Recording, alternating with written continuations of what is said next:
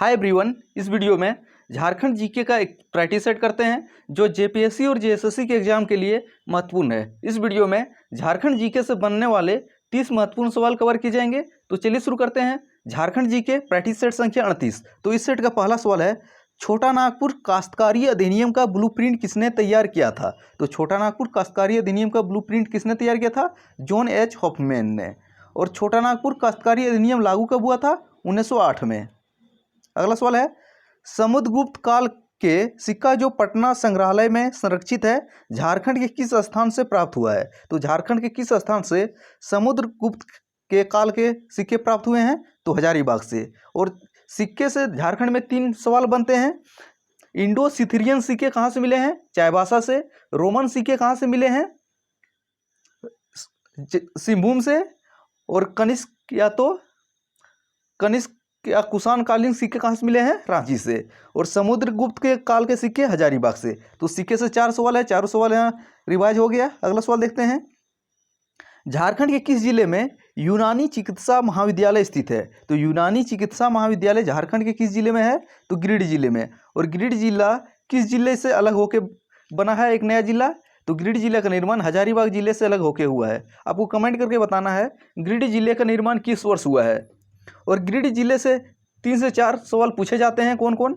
Revise कर लेते हैं। तो गिरिडीह जिले में 2 महत्वपूर्ण मंदिर हैं। कौन कौन? एक हरिहर धाम और झारखंड धाम मंदिर, जो जेएसएससी के एग्जाम में कई बार पूछा गया है। और झारखंड का सबसे ऊंची चोटी कौन सी है?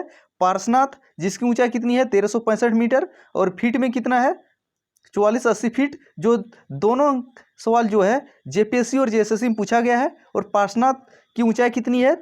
1365 मीटर, जो 6ठी जेपीएससी में पूछा गया था। और पार्श्वनाथ किस जिले में है? गिरिडीह जिले में। और एक महत्वपूर्ण सवाल पूछा जाता है, पार्श्वनाथ किस धर्म से संबंधित है? तो पार्श्वनाथ जैन धर्म से संबंधित है। और पार्श्वनाथ को किस अन्य नाम से जाना जाता है? संवेद शिखर या तो शिखर जी के नाम से भी जाना जाता है। अगला सवाल देखते हैं, मुंडारी भाषा की प्रमुख लोक कथा सोसो बोंगा किसके द्वारा लिखा गया है? तो सोसो बोंगा जो मुंडारी भाषा की एक लोक कथा है, किसके द्वारा लिखा गया है? जगदीश त्रिगुणायत। तो जगदीश त्रिगुणायत के द्वारा सोसो बोंगा लिखा गया है, जिसका संबंध मुंडारी लोक कथा से है। अगला है,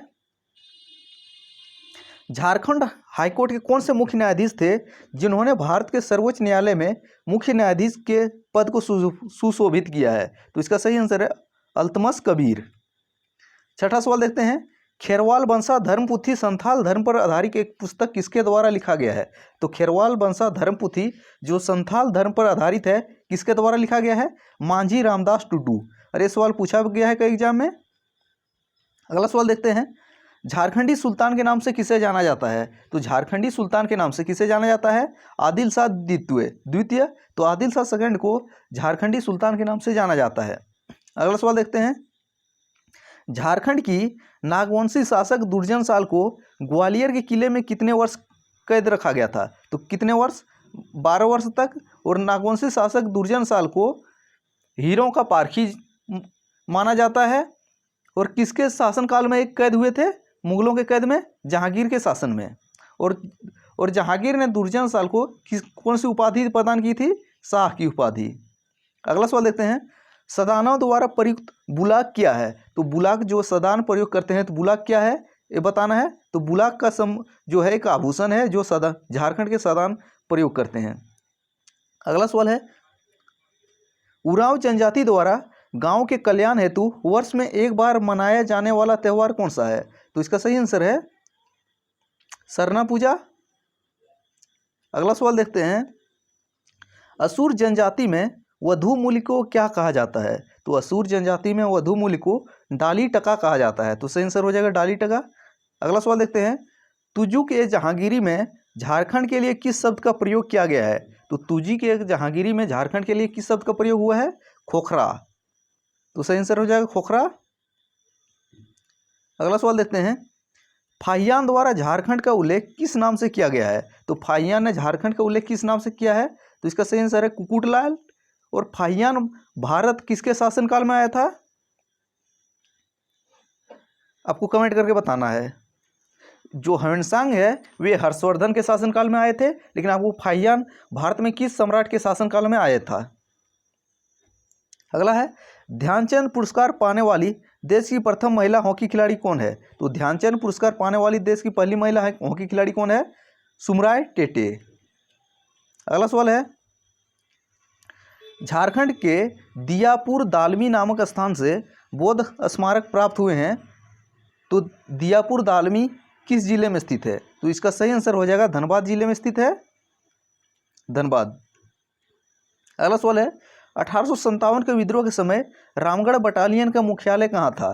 तो 1857 के विद्रोह के समय रामगढ़ बटालियन का मुख्यालय जो है रांची में था, लेकिन 1857 की क्रांति के बाद रामगढ़ बटालियन का मुख्यालय कहाँ ले जाया गया? भागलपुर चल गया था, तो भागलपुर हो जाएगा। लेकिन सवाल था रामगढ़ बटालियन का मुख्यालय 1857 की क्रांति के समय रांची था, लेकिन 1857 की क्रांति के बाद कहाँ ले जाया गया? भागलपुर। अगला सवाल है, उरांव जनजाति से संबंधित 5, 7, 11 या 22 गांवों के संयुक्त पंचायत को क्या कहते हैं? तो इसका सही आंसर हो जाएगा पढ़ा। 18वां सवाल देखते हैं, सामूहिक भोज में सदान किस प्रकार के बर्तन का प्रयोग करते हैं? तो सामूहिक भोज में सदान जो है पत्तल या दोना का प्रयोग करते हैं। 19वां सवाल देखते हैं अब, झारखंड गठन के समय बिहार के मुख्यमंत्री कौन थे? तो झारखंड गठन के समय बिहार के मुख्यमंत्री राबड़ी देवी थी, तो राबड़ी देवी इसका सही आंसर हो जाएगा। अगला सवाल देखते हैं, झारखंड की पुलिस संरचना में सर्वोच्च पद किसे माना जाता है? यानी कि पुलिस झारखंड में जो पुलिस डिपार्टमेंट है उनमें सबसे हाईएस्ट रैंक किसका माना जाता है? पुलिस महानिदेशक, जिसे डीजीपी बोलते हैं। और झारखंड के प्रथम पुलिस महानिदेशक कौन थे? शिवाजी महान केरे। अगला सवाल, झारखंड के शिक्षा मंत्री कौन है? तो झारखंड के शिक्षा मंत्री कौन है? तो जगन्नाथ महतो झारखंड के शिक्षा मंत्री हैं। अगला सवाल, झारखंड में सबसे कम दिनों तक मुख्यमंत्री रहने का रिकॉर्ड किसका है? तो झारखंड में सबसे कम दिन तक मुख्यमंत्री रहने का रिकॉर्ड किसका है? शिबू सोरेन। और शिबू सोरेन झारखंड में कितनी बार मुख्यमंत्री रह चुके हैं? 3 बार, लेकिन एक टर्म में सबसे कम दिन तक मुख्यमंत्री रहने का रिकॉर्ड शिबू सोरेन का है। और झारखंड के पहले मुख्यमंत्री कौन थे? बाबूलाल मरांडी। अगला सवाल, महात्मा गांधी 1925 में जमशेदपुर किसके आग्रह पर आए थे? तो महात्मा गांधी 1925 में जमशेदपुर CF एंड्रूज के आग्रह पर आए थे। 24वां सवाल अब देखते हैं, के दत्त ने अपनी किस पुस्तक में लिखा है कि गांधी जी का मानना था कि उनके अनुयायियों में टाना भगत सबसे श्रेष्ठ थे? तो गांधी जी ने के अनुसार के भगत ने किस पुस्तक में लिखा है कि गांधी जी के जितने भी अनुयायी थे इनमें टाना भगत सबसे श्रेष्ठ थे? ये गांधी जी का मानना था। तो फ्रीडम मूवमेंट ऑफ बिहार। और अगला सवाल देखते हैं 25वां, झारखंड का पहला अंतर्राज्यीय आदिवासी संगठन छोटा नागपुर उन्नति समाज की स्थापना किस वर्ष हुई थी? तो छोटा नागपुर उन्नति समाज की स्थापना कब हुई थी? 1915 में। और इसके संस्थापक कौन थे? जुएल लाकड़ा। अगला सवाल, 1950 में आदिवासी महासभा ने निर्णय लिया कि गैर आदिवासी भी महासभा की सदस्यता ग्रहण कर सकते हैं। तो यह अधिवेशन कहाँ पे हुआ था? तो यह अधिवेशन जो है जमशेदपुर में हुआ था। अगला है, झारखंड के किस मंदिर में ऐसी मान्यता है कि इस मंदिर में हिंदू, जैन और बौद्ध धर्म के प्रमाण मिलते हैं? तो कोलेश्वरी मंदिर चतरा में जो है इस मंदिर के बारे में मान्यता है कि यहाँ पे हिंदू, बौद्ध और जैन तीनों धर्मों का संगम है। 28वां सवाल देखते हैं, छोटा नागपुर कैथोलिक सभा के प्रथम अध्यक्ष कौन बने? तो छोटा नागपुर कैथोलिक सभा के प्रथम अध्यक्ष जो हैं बेनीफेस लाकड़ा बने थे। 29वां सवाल, 1962 के बिहार विधानसभा चुनाव में झारखंड पार्टी को कितने सीटें प्राप्त की थी? तो झारखंड पार्टी ने 1962 के विधानसभा चुनाव में 20 सीटें प्राप्त की थी, लेकिन 1952 के चुनाव में कितना सीट मिला था? तो 1952 में 33 सीट, 1957 के चुनाव में 32 सीट। और झारखंड पार्टी के गठन किसके द्वारा किया गया था? जयपाल सिंह के द्वारा। और झारखंड पार्टी का चुनाव चिन्ह क्या था? मुर्गा छाप। और झारखंड पार्टी का विलय किस पार्टी में हुआ है? कांग्रेस पार्टी में कर दिया गया। कब? 1963 में। किसके प्रयास से? पंडित विनोदानंद झा के प्रयास से। सोनौत संथाल समाज की स्थापना कब हुआ था? तो सोनौत संथाल समाज की स्थापना जो है 1970 में हुआ है।